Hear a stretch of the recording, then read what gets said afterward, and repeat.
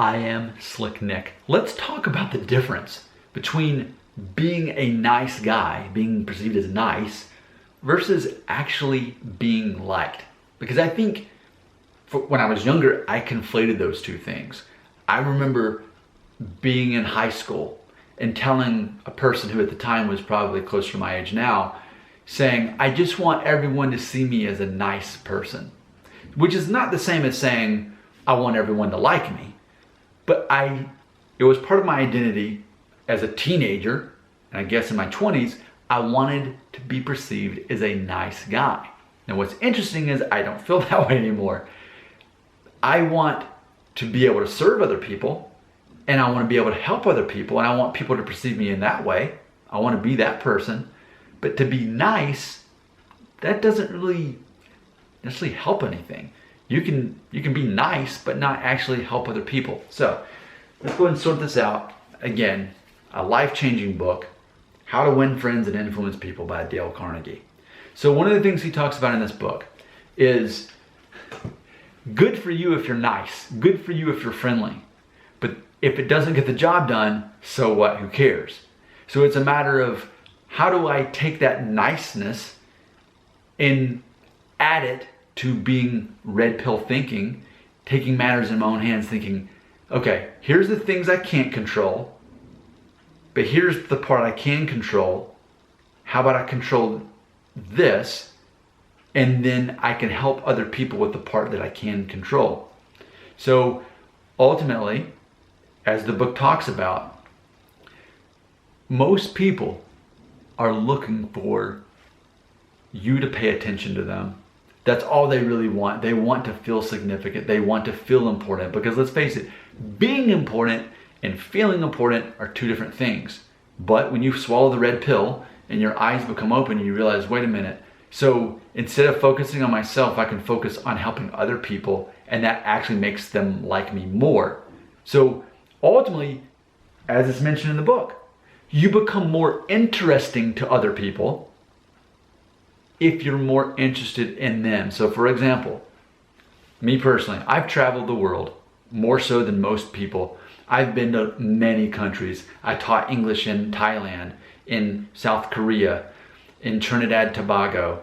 I've also traveled to New Zealand. My wife and I have traveled there. I've been to Ecuador, and of course I've been to Canada. I've traveled the world. I've been all across the country as well. I have exciting stories. I have exciting things to talk about people. However, do I go around talking about that? No. Now, granted, if I may use that as a reference point to start a conversation, to get them talking about themselves, but that's always what it is. Speak only enough to get the other person talking about themselves, and then from there, this is my newest strategy, and this is kind of what I've simmered down from the book. Always assume that other person that you're talking with, you can divide them into one of two camps. They either want praise or they want pity. They want praise or pity. So they want someone to compliment them for their accomplishments, or they want someone to empathize with them about what a hard day they're going through or whatever thing they're going through. They want one or the other. So that's how you size people up. You think, okay, how little can I speak to get them talking more about themselves? And then let me get them to the track. Are they saying something positive about their own life that they want me to praise them for? Or are they talking about something more negative and I need to give them a form of pity, like sympathy? Oh, wow, that's got to be tough. So tell me more about that. Okay, and then while doing that, you're looking at them in the eyes, you're smiling, and you continue to say their name back to them, because that's the most powerful phrase to any person in any language is their own name. Okay? By doing that, you become very likable. You become very interesting. They'll walk away from that encounter thinking, wow, that person, I really like them. Now, were you nice? Sure. Does it matter? No. No. You were there for them. Ultimately, they needed to feel important. They needed to feel valued.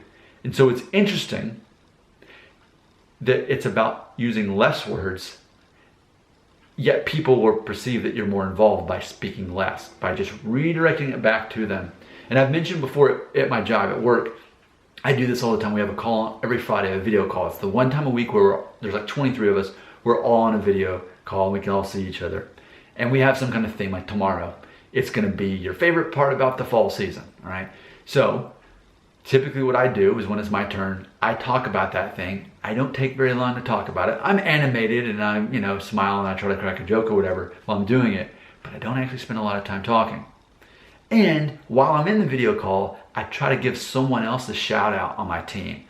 I'll find some kind of reference point connecting somebody back to my team and casually shout out their name and say, like Jason over here, he and I have talked about this. Well, I barely mentioned his name, but now he feels special and I've mentioned his name.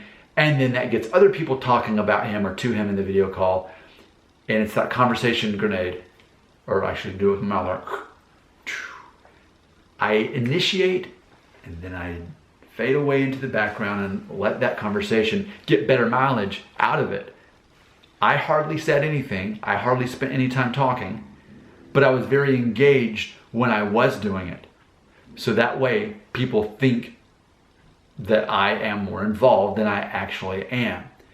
That ultimately is putting myself in a situation where I'm going to be favorably reviewed. People will naturally like me by doing that. So being nice, I don't really know that that's something of value to me anymore. That's almost like saying, be happy, But ultimately you can make a choice. Aside from being happy, you can make a choice to think, even when it's a bad day and bad things happen, I'm going to find a way to make the most of this. I'm going to overcome this. That's what I'm going to do. That's going to be my choice. And so for me, the concept of being nice just doesn't really have much value. But being perceived as likable and helpful and engaging, that is actually what it comes down to as far as giving you value. When you're younger though, it's hard to accept that as truth. You think it's about you.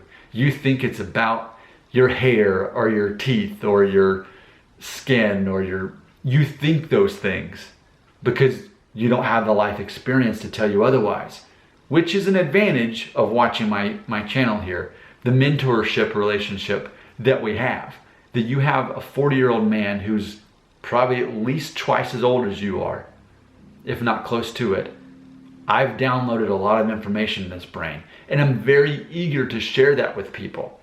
Not to make myself feel great, but ultimately because I think, man, I'm empathizing here.